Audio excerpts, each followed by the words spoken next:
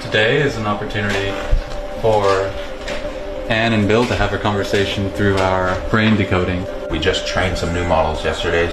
The device is an electrocorticography grid, which is attached to a pedestal, which is screwed onto the participant's skull. Anne is the very first person to have this combination. I think you are wonderful. Her facial muscles, and that's what we're able to decode into speech. Hey Anne, how's it going?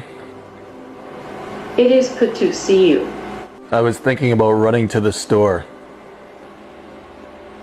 What time will you be home? In about an hour. Do not make me laugh.